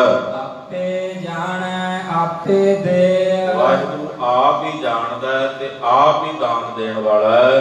ਆਖੈ ਸੇ ਪੈ ਕਈ ਕੇ। ਉਹ ਆਖਦੇ ਨੇ ਸੇ ਭਾਈ, ਉਹ ਵੀ ਕੋਈ ਹੈ, ਬਿਰਲਾ ਹੈ ਜਿਹੜਾ ਉਸ ਵਾਹਿਗੁਰੂ ਪਰਮੇਸ਼ਰ ਦੀਆਂ ਸਿਫਤਾਂ ਨੂੰ ਆਖਦਾ। ਜਿਸਨੂੰ ਬਖਸ਼ੇ ਸਿਫਤ ਸਲਾਹ। ਜਿਸ ਨੂੰ ਵਾਹਿਗੁਰੂ ਜੀ ਆਪਣੀ ਸਿਫਤ ਆਪਣੀ ਸਲਾਹ ਬਖਸ਼ਦੇ, ਵਾਹਿਗੁਰੂ ਜੀ ਜਿਸ ਨੂੰ ਇਹ ਦਾਤ ਬਖਸ਼ਦੇ ਨੇ, ਆਪਣੀ ਸਿਫਤ ਸਲਾਹਾ ਬਖਸ਼ਦੇ ਨੇ। ਨਾਨਕ ਪਾਤਸ਼ਾਹੀ ਪਾਤਸ਼ਾਹੋ। ਗੁਰੂ ਨਾਨਕ ਸਾਹਿਬ ਕਹਿੰਦੇ ਉਹ ਤਾਂ ਪਾਤਸ਼ਾਹਾਂ ਦਾ ਪਾਤਸ਼ਾਹ ਹੋ ਗਿਆ ਭਾਈ। ਜਿਹਨੂੰ ਪਰਮੇਸ਼ਰ ਨੇ ਆਪਣੀਆਂ ਸਿਫਤਾਂ ਬਖਸ਼ ਦਿੱਤੀਆਂ, ਆਪਣੀ ਵਡਿਆਈ ਬਖਸ਼ ਦਿੱਤੀ, ਉਹ ਤਾਂ ਫਿਰ ਪਾਤਸ਼ਾਹਾਂ ਦਾ ਪਾਤਸ਼ਾਹ ਹੈ। ਅਮੁੱਲ ਗੁਣ ਅਮੁੱਲ ਵਪਾਰ। ਰੱਬ ਦੇ ਗੁਣ ਵੀ ਅਮੁੱਲ ਨੇ, ਉਹਦੇ ਗੁਣਾਂ ਦਾ ਵਪਾਰ ਹੋਣ ਵਾਲਾ ਜਿਹੜਾ ਵਪਾਰ ਹੈ ਉਹ ਵੀ ਅਮੁੱਲ ਹੈ, ਉਹ ਵੀ ਮੁੱਲ ਵਿੱਚ ਨਹੀਂ ਆਉਂਦਾ। ਅਮੁੱਲ ਵਪਾਰੀਏ ਅਮੁੱਲ ਭੰਡਾਰ। ਉਹਦੇ ਗੁਣਾਂ ਦਾ ਵਪਾਰ ਕਰਨ ਵਾਲਿਆਂ ਤੁਹਾਡੇ ਵਰਗੇ ਬੈਠੇ ਗੁਰਸਿੱਖ ਵਪਾਰੀ ਜਿਹੜੇ ਨਾਮ ਦਾ ਵਣਜ ਕਰਨ ਵਾਲੇ ਨੇ, ਇਹ ਵੀ ਅਮੋਲਕ, ਇਹਨਾਂ ਦਾ ਵੀ ਕੋਈ ਮੁੱਲ ਨਹੀਂ। ਅਮੁੱਲ ਭੰਡਾਰ, ਉਹਦੇ ਖਜ਼ਾਨੇ ਵੀ ਅਮੋਲਕ ਨੇ, ਉਹਦੇ ਖਜ਼ਾਨਿਆਂ ਦਾ ਵੀ ਕੋਈ ਮੁੱਲ ਨਹੀਂ। ਅਮੁੱਲ ਆਵਹਿ ਅਮੁੱਲ ਲੈ ਜਾਹੇ। ਕਹਿੰਦੇ ਅਮੁੱਲ ਆਵਹਿ, ਬਹੁਤ ਸਾਰੇ ਅਮੋਲਕ ਨੇ ਜਿਹੜੇ ਸੰਸਾਰ ਵਿੱਚ ਆਉਂਦੇ ਆ, ਭਜਨ ਕਰਦੇ ਆ, ਤੇ ਬਹੁਤ ਹੀ ਨੇ ਐਸੇ ਅਮੋਲਕ ਖਜ਼ਾਨੇ ਨੂੰ ਪ੍ਰਾਪਤ ਕਰਕੇ ਲੈ ਜਾਵੇ ਸੰਸਾਰ ਤੋਂ ਜਾਂਦੇ ਹਨ। ਅਮੁੱਲ ਪਾਏ ਅਮੁੱਲ ਸਮਾਹੇ। ਮੇਰੇ ਰੱਬ ਦਾ ਪ੍ਰੇਮ ਵੀ ਅਮੋਲਕ ਹੈ। ਅਮੁੱਲ ਪਾਏ ਨਾਮ ਪ੍ਰੇਮ ਦਾ, ਸਤਿਗੁਰਾਂ ਦਾ ਪ੍ਰੇਮ ਵੀ ਅਮੋਲਕ ਹੈ, ਉਹਦਾ ਮੁੱਲ ਕੋਈ ਨਹੀਂ। ਅਮੁੱਲਾ ਸਮਾਹੇ, ਜਿਹੜੇ ਉਹਦੇ ਵਿੱਚ ਸਮਾ ਗਏ, ਉਹਦੇ ਚ ਅਭੇਦ ਹੋ ਗਏ, ਉਹ ਵੀ ਅਮੋਲਕ ਹਨ। ਅਮੁੱਲ ਧਰਮ ਅਮੁੱਲ ਦੀਵਾਨ। ਮੇਰੇ ਸਾਹਿਬ ਨੇ ਜਿਹੜਾ ਸਾਨੂੰ ਧਰਮ ਬਖਸ਼ਿਆ, ਅਮੋਲਕ ਹੈ, ਇਹਦਾ ਕੋਈ ਮੁੱਲ ਨਹੀਂ। ਤੇ ਮੇਰੇ ਸਾਹਿਬ ਦਾ ਜਿਹੜਾ ਦੀਵਾਨ ਹੈ, ਦਰਬਾਰ ਹੈ, ਜਿੱਥੇ ਬਹਿ ਕੇ ਫੈਸਲੇ ਕਰਦੇ ਆ, ਹੱਕ ਕਰਦੇ ਆ, ਕਹਿੰਦੇ ਮੇਰੇ ਸਾਹਿਬ ਦਾ ਉਹ ਦੀਵਾਨ ਵੀ ਅਮੋਲਕ ਹੈ। ਅਮੁੱਲ ਤੁਲ ਅਮੁੱਲ ਪਰਵਾਨ। ਤੱਕੜੀ ਵੀ ਅਮੋਲਕ ਹੈ ਮੇਰੇ ਸਾਹਿਬ ਦੀ, ਤੇ ਦੀਵਾਨ ਪਰਵਾਨ ਦਾ ਮਤਲਬ ਵੱਟਾ। ਤੁਲ ਮਤਲਬ ਹੁੰਦਾ ਤੱਕੜੀ, ਪਰਵਾਨ ਦਾ ਮਤਲਬ ਹੁੰਦਾ ਵੱਟਾ। ਮੇਰੇ ਸਤਿਗੁਰਾਂ ਦੀ ਜਿਹੜੀ ਤੱਕੜੀ ਹੈ ਨਾ, ਉਹ ਅਮੋਲਕ ਹੈ, ਉਹਦਾ ਮੁੱਲ ਕੋਈ ਨਹੀਂ। ਤੇ ਉਹਦੇ ਵਿੱਚ ਜਿਹੜਾ ਸਤਿਗੁਰਾਂ ਨੇ ਵਿਚਾਰ ਰੂਪੀ ਵੱਟਾ ਪਾ ਕੇ ਕੱਲੀ ਕੱਲੀ ਚੀਜ਼ ਦਾ ਹਿਸਾਬ ਕਿਤਾਬ ਕਰਦੇ ਆ ਨਾ, ਆ ਇੰਨੇ ਪਾਪ ਨੇ, ਇੰਨੇ ਪੁੰਨ ਨੇ, ਤੱਕੜੀ ਪੂਰਾ ਤੋਲਦੀ ਹੈ ਮਹਾਰਾਜ ਜੀ ਦੀ। ਮਜਾਲ ਹੈ ਕਿਤੇ ਥੋੜਾ ਜਿੰਨਾ ਵੀ ਸੁਨਿਆਰੇ ਦੀ ਤੱਕੜੀ 'ਚ ਫਰਕ ਪੈ ਸਕਦਾ, ਪਰ ਮੇਰੇ ਸਾਹਿਬ ਦੀ ਤੱਕੜੀ 'ਚ ਕੋਈ ਫਰਕ ਨਹੀਂ। ਉਹ ਅਮੋਲਕ ਹੈ। ਅਮੁੱਲ ਬਖਸ਼ੀਸ਼ ਅਮੁੱਲ ਨਿਸ਼ਾਨ। ਉਹਦੀਆਂ ਬਖਸ਼ਿਸ਼ਾਂ ਵੀ ਅਮੋਲਕ ਨੇ। ਜਿਹੜੀਆਂ ਬਖਸ਼ਿਸ਼ਾਂ ਨੇ ਦਿੱਤੀਆਂ ਨੂੰ ਕਿਸੇ ਮੁੱਲ ਨਾਲ ਨਹੀਂ ਮਿਲਦੀਆਂ। ਆ ਤੰਦਰੁਸਤੀ ਹੈ, ਕਿਸੇ ਮੁੱਲ ਨਾਲ ਲੈਣਾ ਚਾਹੀਏ। ਕਿੰਨੇ ਰੋਗੀ ਨੇ ਲੈਣਾ ਚਾਹੁੰਦੇ। ਦਵਾਈ ਖਰੀਦ ਸਕਦੇ ਹੋ, ਤੰਦਰੁਸਤੀ ਤਾਂ ਨਹੀਂ ਖਰੀਦ ਸਕਦੇ। ਬਿਸਤਰਾ ਖਰੀਦ ਸਕਦੇ ਹੋ, ਨੀਂਦ ਨਹੀਂ ਖਰੀਦ ਸਕਦੇ। ਵਾਹਿਗੁਰੂ ਪਰਮੇਸ਼ਰ ਦੀਆਂ ਬਖਸ਼ਿਸ਼ਾਂ ਅਮੋਲਕ ਨੇ। ਔਰ ਨਿਸ਼ਾਨ ਕਹੀਏ ਉਹਦੇ ਜਿਹੜੇ ਲੇਖ ਨੇ, ਉਹਨੇ ਜਿਹੜੀ ਪ੍ਰਵਾਨਗੀ ਦੇ ਦਿੱਤੀ ਹੈ, ਰਾਹਦਾਰੀ ਦੇ ਦਿੱਤੀ ਹੈ, ਉਹ ਵੀ ਅਮੋਲਕ ਹੈ। ਅਮੁੱਲ ਕਰਮ ਅਮੁੱਲ ਫੁਰਮਾਨ। ਉਹਦੀ ਬਖਸ਼ਿਸ਼ ਵੀ ਅਮੁੱਲ ਹੈ, ਉਹਦਾ ਫਰਮਾਨ, ਉਹਦਾ ਹੁਕਮ ਵੀ ਅਮੋਲਕ ਹੈ। ਅਮੁੱਲੋ ਅਮੁੱਲ ਆਖਿਆ ਨਾ ਜਾਏ। ਇਹ ਅਮੁੱਲ ਅਮੁੱਲ ਕਹੀਏ ਵੀ ਇਹਦੇ ਨਾਲ ਅੰਤ ਪੈ ਜੇ, ਕਹਿੰਦੇ ਉਹ ਵੀ ਨਹੀਂ ਆਖਿਆ ਜਾ ਸਕਦਾ। ਆਖ ਆਖ ਰਹੇ ਲਿਵ ਲਾਏ। ਬੜੇ ਨੇ ਜਿਹੜੇ ਉਸ ਪਰਮੇਸ਼ਰ ਦੀਆਂ ਸਿਫਤਾਂ ਕਰ ਕਰਕੇ ਉਹਦੇ ਚ ਲਿਵ ਲਾ ਕੇ ਰਹਿੰਦੇ ਹਨ। ਆਖ ਹੈ ਵੇਦ ਪਾਠ ਪੁਰਾਣ। ਵੇਦਾਂ ਦੇ ਪਾਠ ਤੇ ਪੁਰਾਣ ਵੀ ਪਰਮੇਸ਼ਰ ਦੀ ਸਿਫਤ ਨੂੰ ਆਖਦੇ ਨੇ। ਆਖ ਹੈ ਪੜੇ ਕਰਹਿ ਵਖਿਆਣ। ਜਿਹੜੇ ਵੇਦਾਂ ਨੂੰ ਪੜ੍ਹਦੇ ਤੇ ਉਹਨਾਂ ਦੀ ਵਿਆਖਿਆ ਕਰਦੇ ਨੇ, ਉਹ ਵੀ ਪਰਮੇਸ਼ਰ ਦੀ ਸਿਫਤ ਆਖ ਰਹੇ ਨੇ। ਆਖ ਹੈ ਬਰਮੇ ਆਖ ਹੈ ਇੰਦਰ। ਕਰੋੜਾਂ ਬਰਮੇ ਪਰਮੇਸ਼ਰ ਦੀ ਸਿਫਤ ਨੂੰ ਆਖਦੇ ਨੇ। ਕਰੋੜਾਂ ਇੰਦਰ ਵੀ ਉਸ ਪਰਮੇਸ਼ਰ ਦੀ ਸਿਫਤ ਨੂੰ ਆਖ ਰਹੇ ਨੇ।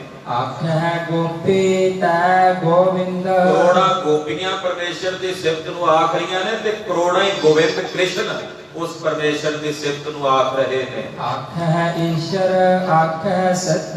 ਸ਼ਿਵ ਜੀ ਕਰੋੜਾਂ ਨੇ ਜਿਹੜੇ ਪਰਮੇਸ਼ਰ ਦੀ ਸਿਫਤ ਨੂੰ ਆਖ ਰਹੇ ਨੇ ਤੇ ਸਿੱਧ ਵੀ ਪਤਾ ਨਹੀਂ ਕਿੰਨੇ ਕਨੇ ਜਿਹੜੇ ਉਸ ਵਾਹਿਗੁਰੂ ਦੀ ਸਿਫਤ ਨੂੰ ਆਖ ਰਹੇ ਨੇ। ਆਖ ਹੈ ਕੀਤੇ ਕੀਤੇ ਬੁੱਧ। ਕਿਤਨੇ ਬੁੱਧ ਆਦਿ ਤੀਰਥ ਬਣਾਏ ਨੇ ਪਰਮੇਸ਼ਰ ਨੇ, ਉਹ ਵੀ ਸਾਰੇ ਪਰਮੇਸ਼ਰ ਦੀ ਸਿਫਤ ਆਖ ਰਹੇ ਨੇ। ਆਖ ਹੈ ਦਾਨਵ ਆਖ ਹੈ ਦੇਵ। ਦੇਵਤੇ ਵੀ ਉਹਨੂੰ ਆਖ ਰਹੇ ਨੇ ਤੇ ਰਾਖਸ਼ ਵੀ ਉਸੇ ਨੂੰ ਆਖ ਰਹੇ। ਰਾਖਸ਼ ਵੀ ਤਾਂ ਉਹਦੇ ਕੋਲ ਹੀ ਮੰਗਦੇ ਆ, ਉਸੇ ਦੀ ਸਿਫਤ ਨੂੰ ਆਖ ਰਹੇ ਨੇ। ਦਾਨਵ ਤੇ ਉਸੇ ਦੀ ਸਿਫਤ ਨੂੰ ਕਹਿ ਰਹੇ ਨੇ ਦੇਵਤੇ।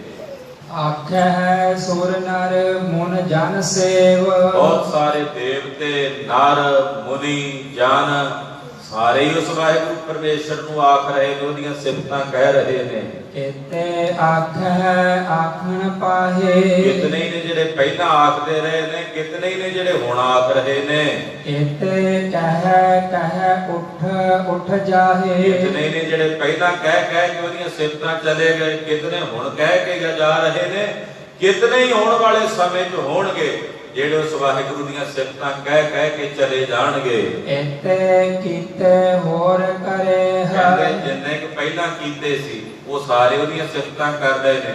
ਇਹਨੇ ਅੱਗੇ ਹੋਰ ਕਰਦਾ ਹੈ ਪਰਮਾਤਮਾ। ਜਿੰਨੇ ਪਹਿਲਾਂ ਬਣਾਏ ਸੀ, ਜਿੰਨਿਆਂ ਨੇ ਸਿਫਤਾਂ ਕੀਤੀਆਂ, ਇਹਨੇ ਹੀ ਅੱਗੇ ਹੋਰ ਬਣਾ ਦੇਵੇ ਪਰਮੇਸ਼ਰ। ਉਹ ਵੀ ਉਹਦੀਆਂ ਸਿਫਤਾਂ ਕਰਨ ਲੱਗ ਪੈਣ, ਉਹ ਵੀ ਉਹਦੀਆਂ ਵਡਿਆਈਆਂ ਆਖਣ ਲੱਗ ਪੈਣ। ਆਖ ਨਾ ਸਕੈ ਕਈ ਕੇ। ਪਰ ਉਹਦਾ ਅੰਤ ਨਹੀਂ ਪਾਇਆ ਜਾ ਸਕੇਗਾ। ਆਖ ਕੇ ਕੋਈ ਅੰਤ ਨਹੀਂ ਪਾ ਸਕੇਗਾ। ਹਾਂਜੀ, ਜੇ ਵੱਡ ਭਾਵੈ ਤੇ ਵੱਡ ਹੋਏ। ਕਿ ਕਿੰਨਾ ਕੱਖ ਹੋ ਗਿਆ ਉਹਨੂੰ ਰੱਬ ਇਹੋ ਜਿਹਾ ਜਿੱਡਾ ਵੱਡਾ ਹੋਣਾ ਚਾਹੇ ਉਨਾ ਵੱਡਾ ਹੋ ਜਾਂਦਾ। ਆਖੋ ਸਤਿਨਾਮ ਸ੍ਰੀ ਵਾਹਿਗੁਰੂ। ਜਿਤਨਾ ਵੱਡਾ ਹੋਣਾ ਚਾਹੇ ਉਨਾ ਹੋ ਜਾਂਦਾ। ਜਨਮ ਸਾਖੀ ਚ ਜ਼ਿਕਰ ਆਉਂਦਾ ਹੈ ਕਿ ਸਤਿਗੁਰੂ ਜੀ ਗਏ ਭਾਈ ਬਾਲੇ ਮਰਦਾਨੇ ਸਮੇਤ। ਇੱਕ ਏਡਾ ਵੱਡਾ ਦੇਹ ਵਾਲਾ ਰਾਖਸ਼ ਮਿਲਿਆ। ਉਹਨੇ ਗੁਰੂ ਨਾਨਕ ਸਾਹਿਬ ਜੀ ਨੂੰ ਚੁੱਕਿਆ, ਜਿਵੇਂ ਕੋਈ ਦਾਣਾ ਨਹੀਂ ਕਣਕਦਾ ਮੂੰਹ ਚ ਪਾਈਦਾ, ਏਦਾਂ ਨਿਕਲ ਗਿਆ ਅੰਦਰ। ਜਨਮ ਸਾਖੀ ਇਹ ਕਹਿੰਦੀ ਹੈ ਕਿ ਗੁਰੂ ਬਾਬੇ ਨੇ ਆਪਣੀ ਦੇਹ ਦਾ ਇੰਨਾ ਵਿਸਥਾਰ ਕੀਤਾ ਕਿ ਰਾਖਸ਼ ਦੀ ਦੇਹ ਫਟ ਗਈ ਤੇ ਜ਼ਮੀਨ ਤੇ ਡਿੱਗ ਗਿਆ। ਭਗਤੀ ਹੈ ਨਾ ਇਹ, ਜਿੱਡਾ ਵੱਡਾ ਉਹ ਰੱਬ ਆਪਣੇ ਆਪ ਨੂੰ ਚਾਹੇ ਉਹਨਾਂ ਵੱਡਾ ਕਰ ਲੇਗਾ। ਉਹਦਾ ਜਿਹੜਾ ਸੰਕਲਪ ਹੈ ਨਾ ਉਹ ਸੱਚ ਹੈ। ਨਾਨਕ ਜਾਣੈ ਸੱਚਾ ਸੋਏ। ਜਿੱਡਾ ਵੱਡਾ ਉਹ ਹੈ ਉਹ ਸੱਚਾ ਸਾਹਿਬ ਆਪ ਹੀ ਜਾਣਦਾ ਹੈ। ਕੋ ਆਖੈ ਬੋਲ ਵਿਗਾੜ। ਜੇ ਕੋਈ ਬੋਲ ਵਿਗਾੜ ਬੰਦਾ ਕਹੇ ਵੀ ਮੈਂ ਆਖਾਂਗਾ ਉਹਦੀ ਸਿਫਤ ਨੂੰ ਮੈਂ ਜਾਣਦਾ, ਉਹ ਕਿੱਡਾ ਵੱਡਾ ਹੈ। ਕਹਿੰਦੇ ਜੇ ਕੋਈ ਇਦਾਂ ਦਾ ਬੋਲ ਵਿਗਾੜ ਵੀ ਹੁੰਦੇ ਆ ਨਾ ਸੰਸਾਰ, ਬੋਲ ਵਿਗਾੜ ਕੇ ਇਹਨੂੰ ਕਹਿੰਦੇ ਆਪਾਂ ਮੂਰਖ ਨੂੰ।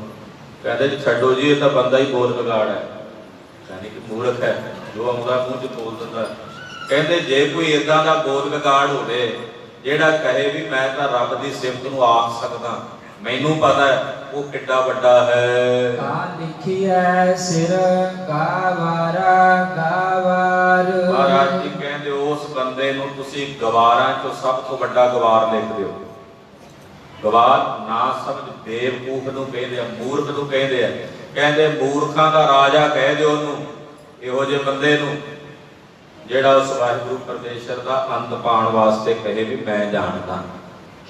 ਉਹ ਗਵਾਰਾਂ ਦਾ ਵੀ ਸਿਰ ਗਵਾਰ, ਸ਼੍ਰੋਮਣੀ ਗਵਾਰ, ਵੱਡਾ ਗਵਾਰ, ਜਾਂ ਏਦਾਂ ਕਹੀਏ ਮੂਰਖਾਂ ਦਾ ਰਾਜਾ ਸੁਣਾ ਦੇਗਾ, ਉਹਦਾ ਅੰਤ ਨਹੀਂ ਹੈ। ਅੱਗੇ ਪਾਤਸ਼ਾਹ ਸੋਦਰ ਉਚਾਰਨ ਕਰ ਰਹੇ, ਉਹ ਅਗਲਿਆਂ ਪ੍ਰਸੰਗਾਂ ਵਿੱਚ ਆਪ ਜੀ ਸਰਵਣ ਕਰੋਗੇ। ਗੁਰੂ ਕੀ ਪਾਵਨ ਗਾਥ ਬੋਧ ਗੁਰਬਾਣੀ ਵਿਚਾਰਾਂ ਕਰਦਿਆਂ ਹੋਈਆਂ ਫੁੱਲਾਂ ਸੁੱਖਾਂ ਦੀ ਖਿਮਾ। ਧੰਨਵਾਦ ਸੁਖਾਨਪੁਰ ਸੁਖ ਸ੍ਰੀ ਗੁਰੂ ਗ੍ਰੰਥ ਸਾਹਿਬ ਜੀ ਦਾ ਆਪ ਸਾਰੀਆਂ ਸੰਗਤਾਂ ਦਾ, ਜਿਨ੍ਹਾਂ ਬੜੇ ਪਿਆਰ ਪ੍ਰੇਮ ਸਹਿਤ ਬੈਠ ਕੇ ਸਤਿਗੁਰਾਂ ਦੀ ਅੰਮ੍ਰਿਤਮਈ ਗੁਰਬਾਣੀ ਸਰਵਣ ਕੀਤੀ। ਆਓ ਹੁਣ ਆਨੰਦ ਸਾਹਿਬ ਦਾ ਪਾਠ ਭਾਈ ਮਨਜੀਤ ਸਿੰਘ ਜੀ ਆਪ ਜੀ ਸਰਵਣ ਕਰਵਾਉਣ। ਦਾਸ ਨੂੰ ਖੁਸ਼ੀਆਂ ਬਖਸ਼ੋ ਜੀ। ਫਤਿਹ ਵਜਾਓ। ਵਾਹਿਗੁਰੂ ਜੀ ਕਾ ਖਾਲਸਾ, ਵਾਹਿਗੁਰੂ